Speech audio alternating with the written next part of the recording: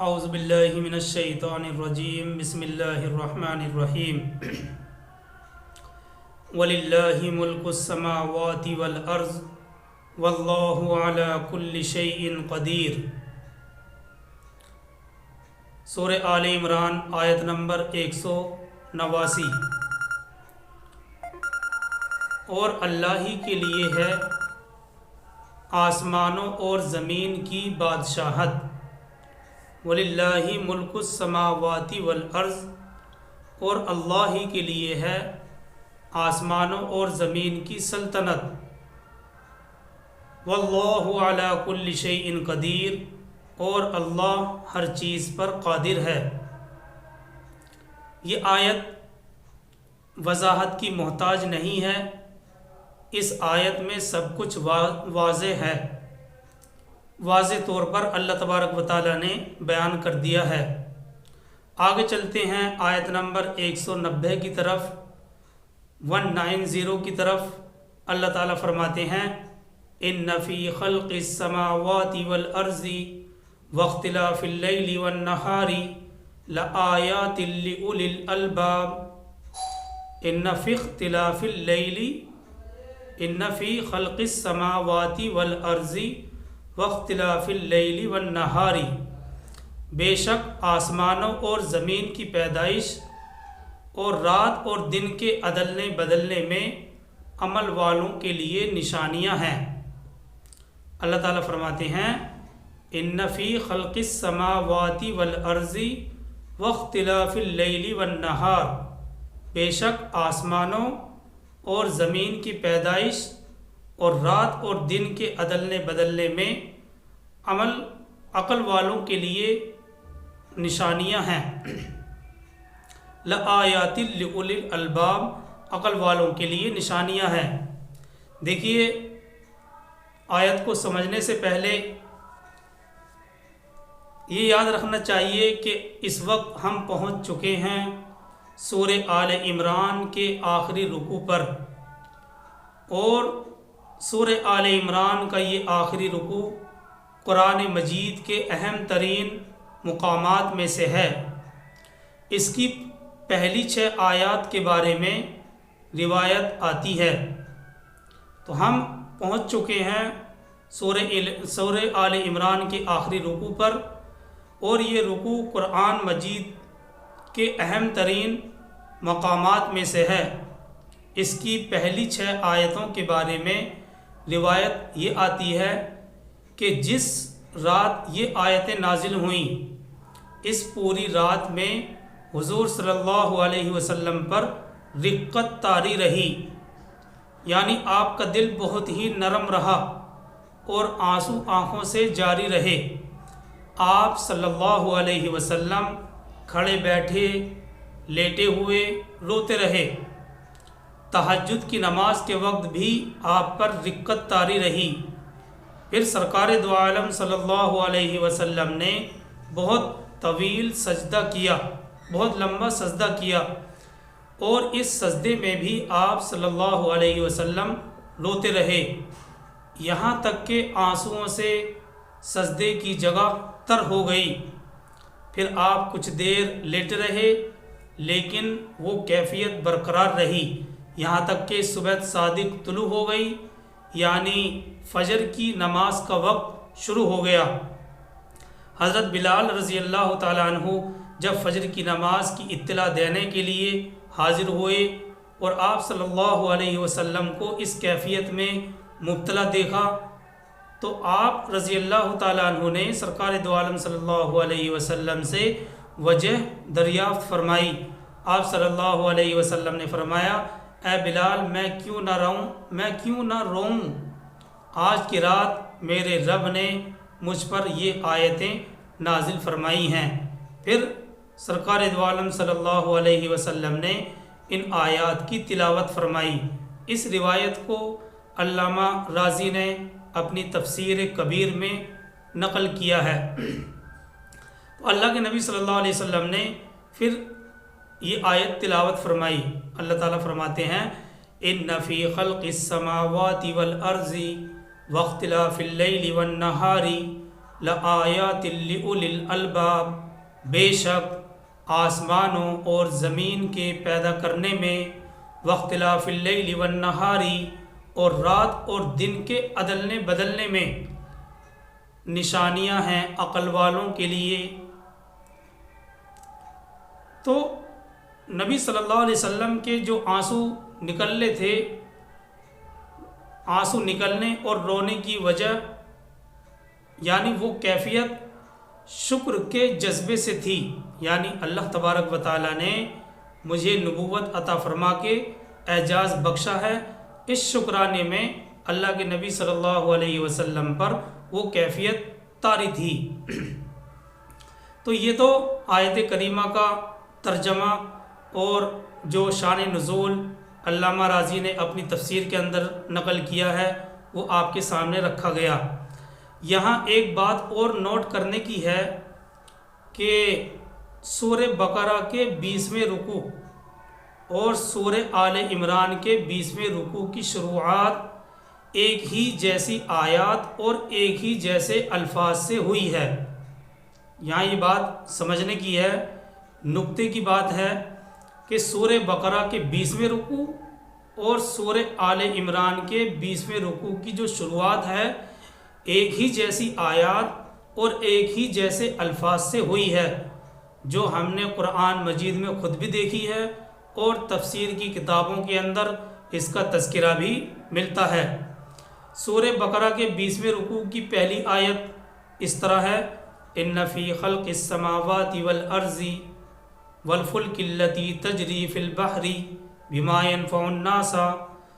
تو اس آیت کی وضاحت گویا کہ یہاں پر آ گئی ہے، اور اس آیت کے الفاظ یہ ہیں جو ابھی آپ کے سامنے ہیں، یعنی سورہ آل عمران آیت نمبر 190۔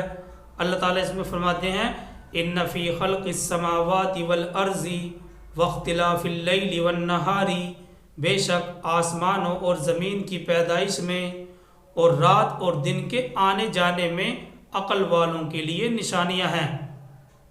دیکھیے سورہ بقرہ کی جو آیت، جو 20ویں رکوع کی جو آیت ہے، یعنی آیت نمبر 146، وہ ان الفاظ پر ختم ہوتی ہے، لآیات لقوم یعقلون، ان لوگوں کے لیے نشانیاں ہیں، اس میں ان لوگوں کے لیے نشانیاں ہیں جو عقل سے کام لیتے ہیں، اور یہاں پر ان لوگوں کو اولو الالباب کا نام دیا گیا ہے۔ تو گویا کہ یہ ایک ہدایت کا پہلا قدم ہے، یعنی کائنات میں غور و فکر کرو، کائنات میں چل پھر کر اللہ کی وحدانیت کا پتہ لگاؤ، یہ ہدایت کا سب سے پہلا قدم ہے۔ ہدایت اسی کو ملتی ہے جو کائنات میں غور و فکر کر کے چل پھر کر کے اللہ کی وحدانیت کا پتہ لگا لیتا ہے۔ کسی نے کیا ہی خوب کہا ہے کہ کھول آنکھ زمین دیکھ، فلک دیکھ، فضا دیکھ، مشرق سے ابھرتے ہوئے سورج کو ذرا دیکھ۔ تو یہ سب آیات الہیہ ہیں، ان کو دیکھو، اللہ کو پہچانو۔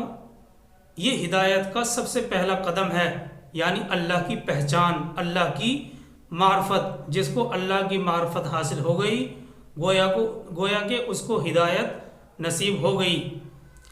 تو کائنات میں ہر چیز اللہ کی وحدانیت کا پتہ دیتی ہے، اللہ کے وجود کو پہچانواتی ہے۔ ایک بزرگ ہیں، ان سے کسی نے پوچھا کہ آپ نے اللہ کو کس طرح پہچانا؟ تو انہوں نے کہا کہ میں نے ریشم کے کیڑے سے پہچانا، کہ وہ کس طرح سے ریشم ہمارے لیے تیار کرتا ہے۔ تو اس کیڑے سے، مطلب یہ تو ایک ادنا سی بات ہے، کائنات کی ہر چیز اللہ کی وحدانیت کا پتہ دیتی ہے۔ اور یہ تو ہدایت کا پہلا قدم ہے۔ اور ہدایت کا دوسرا قدم یہ ہے کہ جب یعنی اللہ کو پہچان لو تو اب تمہاری ذمہ داری یہ ہے کہ اس کو یاد رکھو۔ اس سورہ آل عمران کے آخر رکوع کی پہلی آیتوں کے بارے میں ان آیتوں میں اسی چیز کو بیان کیا گیا ہے۔ اب ہم اور تھوڑی وضاحت میں جاتے ہیں ابن حبان نے اپنی کتاب میں اور محدث ابن عساکر نے اپنی تاریخ میں نقل کیا ہے کہ عطا ابن ابی رباح حضرت عائشہ رضی اللہ تعالی عنہا کے پاس تشریف لائے اور کہا کہ رسول اللہ صلی اللہ علیہ وسلم کے حالات میں جو سب سے زیادہ عجیب چیز آپ نے دیکھی ہو وہ آپ مجھے بتلائیے۔ اس پر حضرت عائشہ رضی اللہ تعالی عنہا کی آنکھوں میں آنسو جاری ہوئے۔ حضرت عائشہ رضی اللہ تعالی عنہ نے فرمایا آپ حضور کی کس شان کے بارے میں معلوم کر رہے ہیں؟ ان کی تو ہر شان ہی عجیب تھی۔ ہاں ایک عجیب واقعہ میں آپ کو سناتی ہوں۔ وہ واقعہ یہ ہے کہ ایک رات حضور صلی اللہ علیہ وسلم میرے پاس تشریف لائے اور میرے ساتھ لحاف میں داخل ہو گئے۔ پھر فرمایا اے عائشہ مجھے اجازت دو میں اپنے پروردگار کی عبادت کروں۔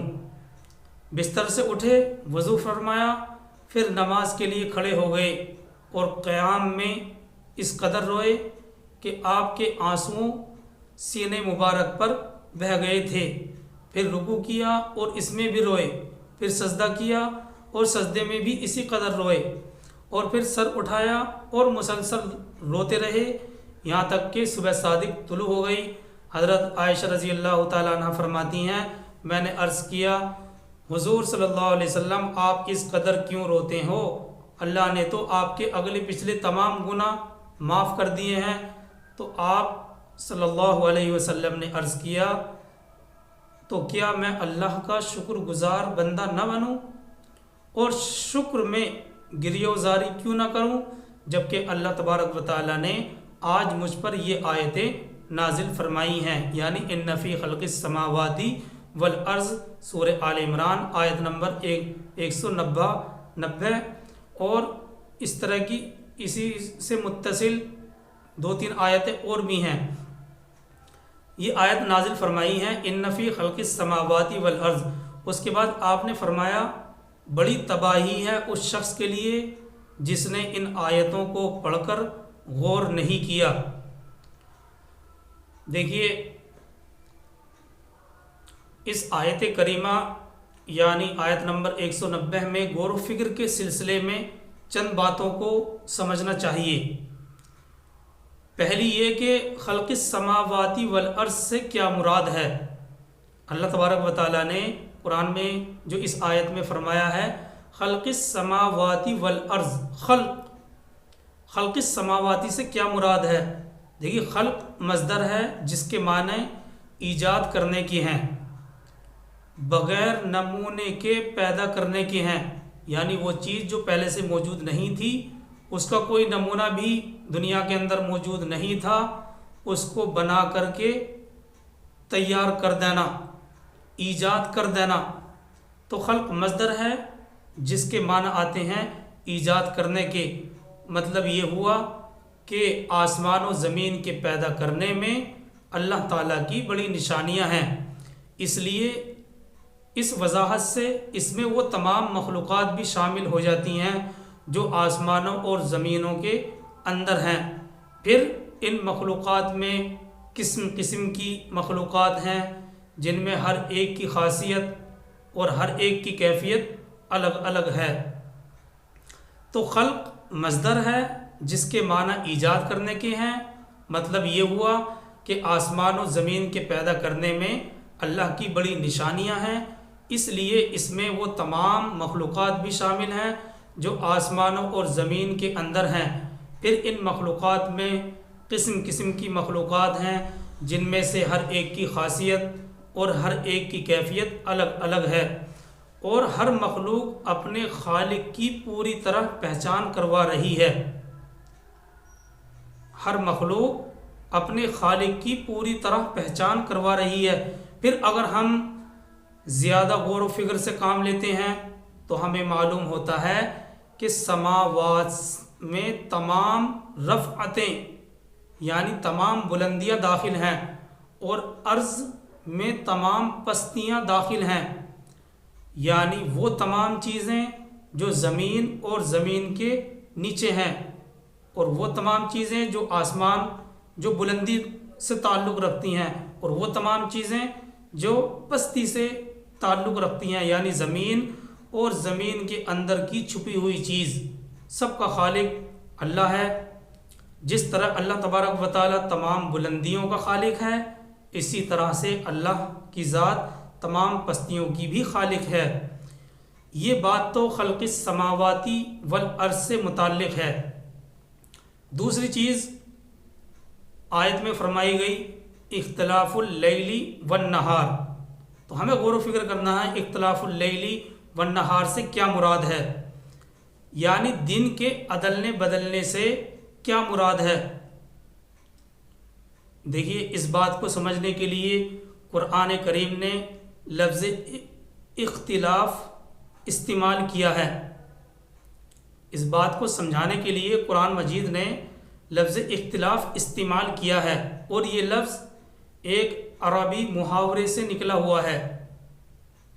ایسے بولا جاتا ہے جملے کے اندر، محاورے کے اندر، اختلف فلان فلانن، یعنی فلاں شخص کے بعد آیا۔ یہ ایک محاورہ ہے عربی زبان کا، اختلف فلان فلانن، یعنی وہ شخص فلاں شخص کے بعد آیا۔ پس اختلاف اللیل والنہار کا مطلب یہ ہوتا ہے کہ رات جاتی ہے اور دن آتا ہے، اور دن جاتا ہے تو رات آتی ہے۔